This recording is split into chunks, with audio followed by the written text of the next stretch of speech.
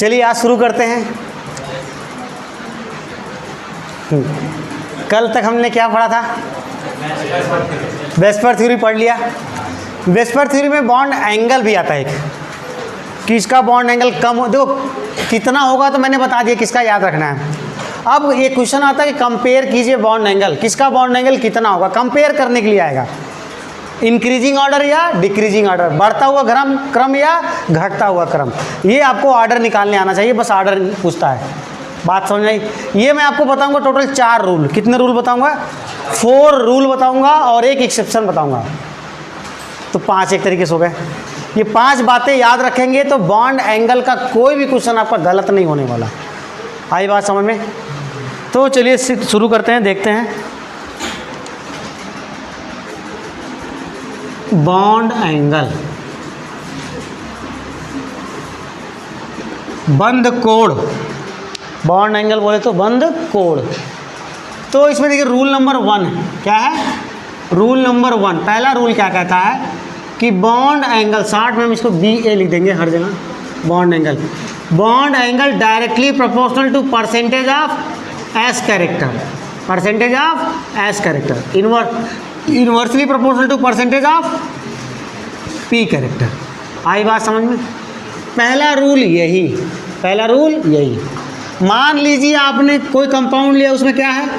Sp, Sp2 और Sp3 मान लीजिए 3 हाइड्रोजन। इसमें परसेंटेज ऑफ एस कैरेक्टर कितना है? 50%। इसमें परसेंटेज ऑफ एस कैरेक्टर कितना है? परसेंटेज ऑफ एस कैरेक्टर कितना है? 33.33। इसमें बताओ परसेंटेज ऑफ एस कैरेक्टर कितना है? 25% है कि नहीं है? और मैं बोलूँ इन तीनों में बॉन्ड एंगल किसका ज़्यादा होगा? Sp का, परसेंटेज ऑफ एस कैरेक्टर ज़्यादा। आप ऐसे भी सोच लो ना, Sp रहता था तो बॉन्ड एंगल 180 डिग्री रहता था, Sp2 रहता था तो बॉन्ड एंगल 120 डिग्री हो जाता था, Sp3 हो गया तो बॉन्ड एंगल 109 डिग्री। मतलब हाइब्रिडाइजेशन बढ़ रहा है तो बॉन्ड एंगल कम हो रहा है। या ऐसे बोलो परसेंटेज ऑफ एस कैरेक्टर घट रहा है तो बॉन्ड एंगल भी घट रहा है। बोलो समझ में आ गया पहला रूल? जैसे इसका एग्जांपल हम लोग ले लेते हैं। इसका एग्जांपल हमने लिया CO2, क्या ले लिया? या BeF2 ले लिया, BF3 ले लिया, NCF4 ले लिया। बॉन्ड एंगल का आर्डर बताना, क्या बताना है? बॉन्ड एंगल का आर्डर। चलो भाई ध्यान से देखो, आपको पता ही है बेरिलियम के आउटर मोशन में कितने इलेक्ट्रॉन होते हैं? 2। फ्लोरीन, फ्लोरीन बना कि नहीं बना? कौन सा हाइब्रिडेशन है? Sp। Percentage of s character 50%। Percentage of s character कितना हो गया? 50%। और वैसे भी जानते हैं इनके बीच बॉन्ड एंगल कितना होता है? 180 डिग्री होता है, जानती हो। ये देखो BF3, बोरान के आउटर मोशन में कितने इलेक्ट्रॉन? 3, 1 2 3 फ्लोरीन के साथ 3 बॉन्ड बना लिया। हाइब्रिडेशन आएगा Sp2, percentage of s character 33.33। तो और वैसे भी आपको बॉन्ड एंगल पता है कितना होता है? 120 डिग्री। CF4 कार्बन टेट्राफ्लोराइड है, कार्बन के आउटर मोशन में कितने इलेक्ट्रॉन होते हैं? 4, 1 2 3 4 एंड 5। दिख रहा है कौन सा हाइब्रिडेशन है यहाँ पर? Sp3 बॉन्ड एंगल कितना होता है? 109 डिग्री 28 मिनट। या फिर आप ऐसे याद कर लो, परसेंटेज ऑफ एस कैरेक्टर कितना आएगा इसमें? 25। परसेंटेज ऑफ एस कैरेक्टर कितना होगा? 25%। आ रहा है समझ में सबको? तो इस तरीके से आप क्या कर सकते हो, मतलब आपको ये नहीं पता, बस इतना जानते रहे हाइब्रिडेशन बढ़ता तो बॉन्ड एंगल घटता, परसेंटेज ऑफ एस कैरेक्टर कम तो बॉन्ड एंगल कम। तो इसका ऑर्डर समझ में आया सबको? जैसे एक और एग्जांपल लेते हम लोग, इधर देखिए, हमने क्या लिखा? CH3+ और CH4, बताओ बॉन्ड एंगल का ऑर्डर बताओ। CH3+ और CH4 में बॉन्ड एंगल का ऑर्डर बताओ। CH3 में कौन सा हाइब्रिडाइजेशन? भाई पता है कार्बन के आउटर मोशन में कितने इलेक्ट्रॉन होते हैं? 4 होते हैं। 1 प्लस चार्ज आ गया, मतलब इलेक्ट्रॉन गया यहाँ से। अब कितने इलेक्ट्रॉन बचे? 3। 3 हाइड्रोजन 3 बॉन्ड बनाएगा, 3 बॉन्ड बना लिया। कितने सिग्मा? 1 2 3 सिग्मा। 3 सिग्मा तो बोले तो sp2। आ रहा है समझ में? अभी मेथेन का तो जानते ही हो, 1 2 3 4 क्या आएगा? sp3 आएगा। तो परसेंटेज ऑफ बेस कैरेक्टर किस में ज़्यादा? sp2 में। तो इसका बॉन्ड एंगल ज़्यादा। बोलो समझ में आया सबको? तो पहला रूल समझ में आ गया। अब देखते हैं रूल नंबर 2। क्या देखते हैं? Rule number 2। भाई इधर पूरा आ रहा है, एक काम कर लो, इसको फटाक से नोट करो, तो रूल नंबर 2 बताता हूँ। बहुत बड़ा बड़ा लिख रहा हूँ क्या आज?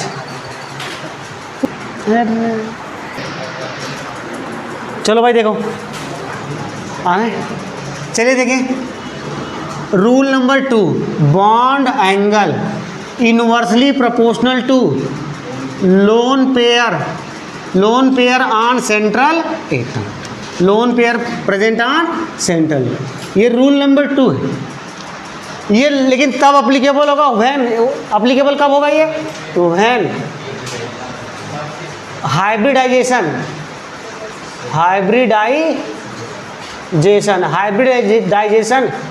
Is same. जब हाइब्रिडेशन क्या होगा? सेम होगा, तभी इसको अप्लाई करना है। मतलब पहला रूल में पहले क्या देखना है? हाइब्रिडाइजेशन देखना है। हाइब्रिडेशन बढ़ता जाएगा तो बॉन्ड एंगल घटता जाएगा। अगर हाइब्रिडेशन सेम है तब उसके बाद अगर बॉन्ड एंगल पूछ रहा है तो किससे जाओगे? Loan pair on central atom. इसको एग्जांपल से समझते हैं।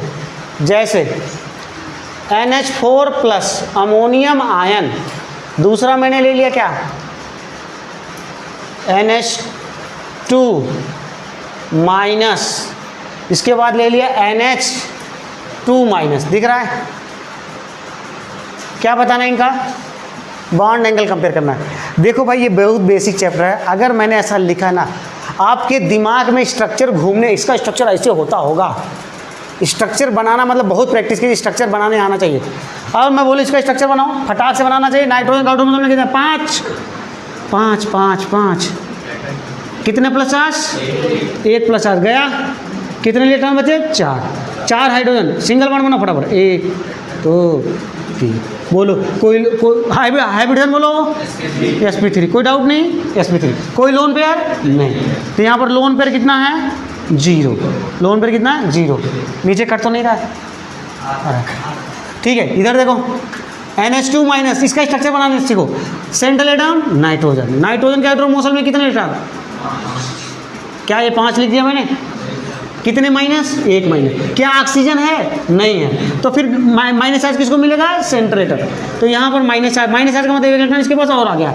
अब इसके पास कितने इलेक्ट्रॉन हो गए? 6। तो 2 बॉन्ड बनाएगा अभी ये। कितने हाइड्रोजन है? 2 1 2। दिख रहा है? अब जरा हाइब्रिडेशन स्टेट बता दो। sp3। कितने लोन पेयर? 2। लोन पेयर हो जाएंगे 2। हाँ ठीक है, सेब तो निकाल लेते हैं। लोन पेयर इक्वल टू कितना हो गया? 2। चलो अब बोलो समझ में आया सबको?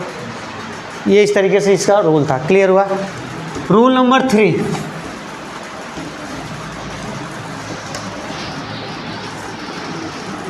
देखो रूल नंबर 3 क्या कहता है?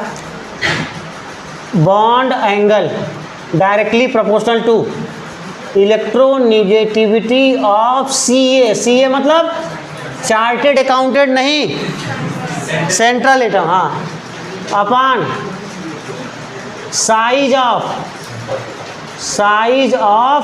Central atom. बोलो समझ में आ रहा है? यह रूल कब अप्लीकेबल होगा? ध्यान से पहले देखिए। अप्लीकेबल व्हेन, जब क्या होगा? पहली बात तो हाइब्रिडाइजेशन क्या होना चाहिए? सेम। दूसरी बात लोन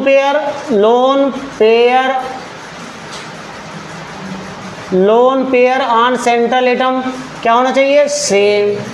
आ रही बातें समझ में? और टर्मिनल एटम भी क्या होने चाहिए? सेम। किनारे वाले एटम भी क्या होने चाहिए? सेम। 3 बातें हैं।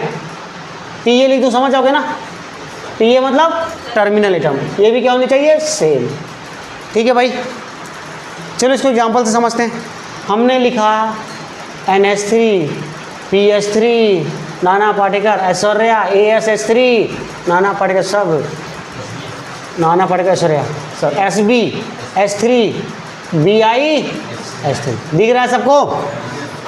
मैं एक का स्ट्रक्चर बना रहा हूँ। नाइट्रोजन का आउटर मोशन में कितने इलेक्ट्रॉन? 5। कितने हाइड्रोजन है? दिख रहा है? एक लोन पेयर है कि नहीं है? सबके पास एक एक लोन पेयर है, सबका हाइड्रोजन सेम है। क्या है? सब में कौन सा हाइड्रोजन है? sp3 है कि नहीं है? सेंट्रल एटम के ऊपर लोन पेयर सेम है क्या? तो क्या रूल नंबर 1 से जा, पहले बताओ, रूल नंबर 1 से जा सकते हो? रूल नंबर 2 से जा सकते हो? क्यों नहीं जा सकते? क्योंकि लोन पेयर भी सेम है। तो फिर किससे जाओगे? चाहे साइज से जाओ चाहे इलेक्ट्रॉन। चलो दोनों से बताता हूँ आपको। अब चलो बताओ, नाना पाटेकर ऐश्वर्या, ऊपर से नीचे आने पर इलेक्ट्रोनिगेटिविटी क्या होती है? कम होती है, डिक्रीज करती है, घटती है। जो लोग नहीं जानते विद्युत ऋणात्मकता बोलते हैं इलेक्ट्रोनिगेटिविटी को। ऊपर से नीचे आने पर कम होती है। जो लोग पीरियोडिक टेबल नहीं पढ़े बस इतना जान लें, ऊपर से नीचे आने पर कम होती है और बाएं से दाएं चलने पर, लेफ्ट टू राइट चलने पर इंक्रीज करती है। तो ये इलेक्ट्रोनिगेटिविटी जो विद्युत ऋणात्मकता है वो क्या हो रही है? कम। अगर इलेक्ट्रोनिगेटिविटी कम होगी तो बॉन्ड एंगल भी क्या होगा? बॉन्ड एंगल भी कम होगा। या हम साइज से सोचना चाह रहे हैं, चलो साइज क्या होता है? ऊपर से नीचे आने पर साइज क्या होता है? बढ़ता है। तो साइज क्या हो रहा है? बढ़ रहा है, आकार बढ़ रहा है। साइज बढ़ेगा तो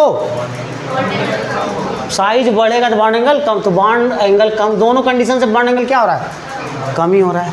बोलो समझ में आया कि नहीं आया? तो सबसे ज़्यादा बॉन्ड एंगल किसका होगा? NH। बोलो समझ में आया? ठीक है भाई, तो नोट करना चाहो तो फटाफट कर लो। भाई ये बताओ पहले, ये 3 रूल क्लियर हो गए? ऑन कर दो। देखिए 3 रूल क्लियर, लिखना बंद करो, बस देखो हथियार डाल दो। 3 रूल क्लियर हो गए। चौथा रूल, अब कहेंगे सर कितना रूल, कितना याद करेंगे? सही बात है, कितना दिमाग का वो हो जा रहा है याद भी। देखो दो तो ये तो आपको समझ में आ ही गया होगा।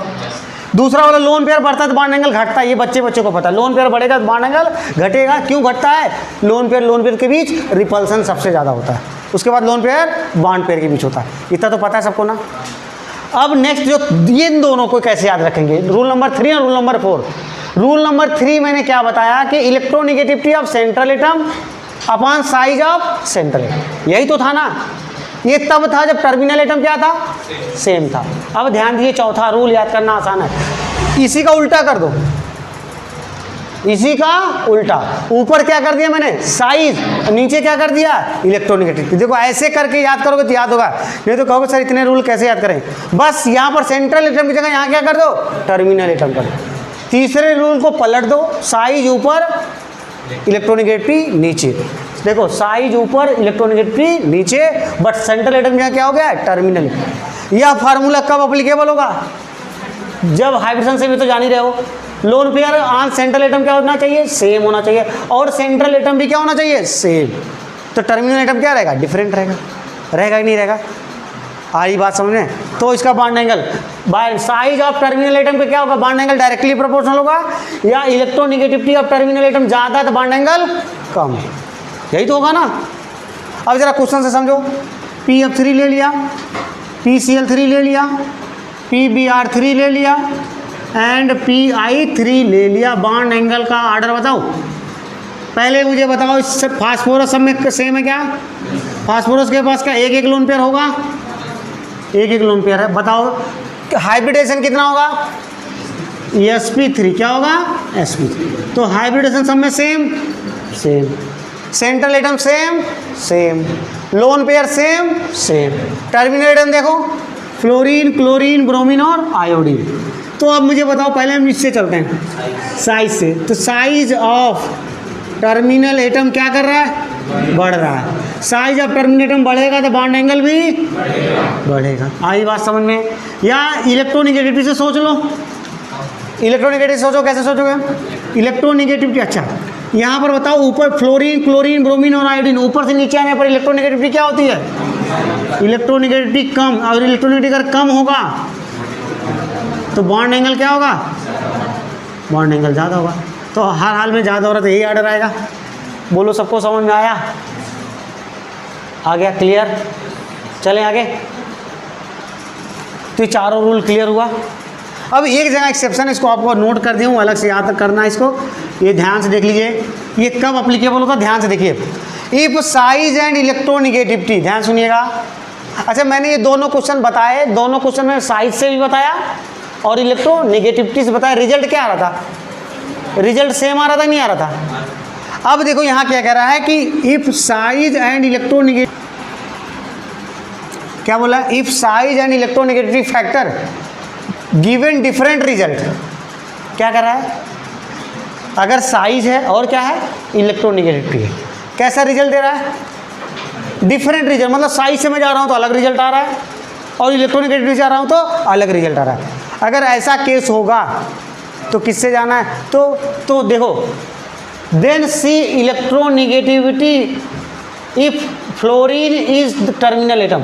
अगर फ्लोरीन टर्मिनल एटम है तो किससे करोगे इसको? फ्लोरीन का क्या चेक करोगे? इलेक्ट्रोनिगेटिविटी से जाओगे। दूसरा, and in case of other के केस में and in case of other terminal atom see size factor. किससे जाओगे? Size factor. ऐसे नहीं समझ में आएगा, इसको क्वेश्चन से करूंगा तब समझ में आएगा। ये क्वेश्चन को चाहे तो आप याद ही कर लिया है एक्सेप्शन समझ के।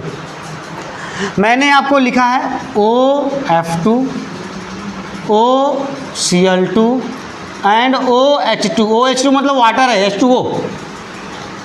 इनका क्या बताना है? बॉन्ड एंगल का ऑर्डर बताना है। क्या बताना है? Bond angle. चलो भाई, पहले मुझे बता दो, सेंट्रल एटम सेम है क्या? सेंट्रल एटम में लोन पेयर सेम है क्या? हाइब्रिडेशन सेम है क्या? सब में sp3 है, sp3 है, सब में सेम है, सब कुछ सेम है। हाइब्रिडेशन सेम है, सेंट्रल एटम सेम है, सेंट्रल एटम के ऊपर लोन पेयर सेम है, टर्मिनल एटम क्या है? डिफरेंट। तो अब इसको अगर हम पहले यही वाला फार्मूला लगाते हैं, पहले साइज से जाते हैं। अगर मैं साइज फैक्टर से जाऊं तो बताओ, फ्लोरीन क्लोरीन और जिसकी टर्मिनेटिंग की साइज ज़्यादा उसका बॉन्ड एंगल ज़्यादा। तो सबसे ज़्यादा साइज किसकी होती है?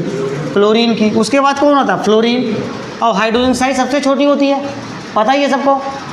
तो साइज तो ऑर्डर क्या आना चाहिए? OCl2। उसके बाद क्या आना चाहिए? OF2। उसके बाद क्या आना चाहिए? OH2। बोलो समझ में आया कि नहीं आया? ये किस फैक्टर से मैंने गया? साइज वाले। अगर मैं इलेक्ट्रोनिगेटिविटी वाले फैक्टर से जाऊं तो इलेक्ट्रोनिगेटिव फैक्टर क्या कहता है? जिसकी इलेक्ट्रोनिगेटिविटी ज़्यादा उसका बॉन्ड एंगल सबसे कम। तो अब जरा बताओ, OF2 फ्लोरीन की इलेक्ट्रोनिगेटिविटी सबसे ज़्यादा होती है, पता है सबको? 4 होती है, 4 सबसे ज़्यादा होती है। तो इसका बॉन्ड एंगल क्या होगा? सबसे कम। OF2 का बॉन्ड एंगल सबसे कम। क्लोरीन और हाइड्रोजन में किसकी इलेक्ट्रोनिगेटिविटी ज़्यादा होती है? क्लोरीन की। तो इसके बाद किसका आएगा? OCl2। और हाइड्रोजन की इलेक्ट्रोनिगेटिविटी सबसे कम है, जिसका बॉन्ड एंगल सबसे। बोलो समझ में आया? क्या ये दोनों का रिजल्ट सेम है? दोनों का रिजल्ट सेम नहीं है। और जब रिजल्ट सेम नहीं है तो फ्लोरीन के लिए क्या लगाओगे? इलेक्ट्रोनिगेटिविटी। और बाकी के लिए क्या लगाओगे? साइज वाला फैक्टर। बोलो समझ में आया? तो इस क्वेश्चन का आंसर देखते हैं। इसको ये लिखिए, ऊपर वाला तो लिखिए, यहाँ तक तो लिख लेते ना, तो इधर देख लीजिए, इसका आंसर देखिए। तो अब बताओ, तो फ्लोरीन के लिए क्या देखना है? इलेक्ट्रोनिगेटिविटी। तो सबसे ज़्यादा फ्लोरीन की इलेक्ट्रोनिगेटिविटी क्या है? सबसे ज़्यादा है, तो इसकी बॉन्ड एंगल सबसे कम होगा। होगा कि नहीं होगा? तो OF2 का बॉन्ड एंगल सबसे कम। अब मैंने बताया फ्लोरीन गया, हट गया। अब जो बचे उनको किससे जाना है? साइज वाले। अब ज़रा बताओ कौन कौन बचा है? क्लोरीन और हाइड्रोजन। तो इन दोनों में किसकी साइज बड़ी होती है और हाइड्रोजन साइज छोटी? जिसकी साइज छोटा उसका बॉन्ड एंगल छोटा।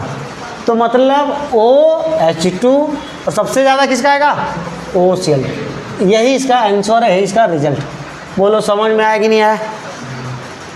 तो हमने तो अगर इतनी बातें आपको पता है तो बॉन्ड एंगल का एक भी क्वेश्चन आपका गलत नहीं होने वाला। आई बात समझे?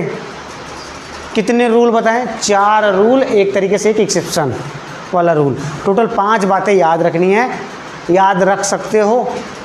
याद रहेगा? Yes sir. याद रहेगा? हाँ, आप समझ में सुनाई दिया। बॉन्ड एंगल का क्वेश्चन कोई भी गलत नहीं। ऐसे आपको बॉन्ड लेंथ सिखाऊंगा, बॉन्ड लेंथ का भी कोई क्वेश्चन गलत नहीं होगा। इसको बोलते हैं बॉन्ड पैरामीटर।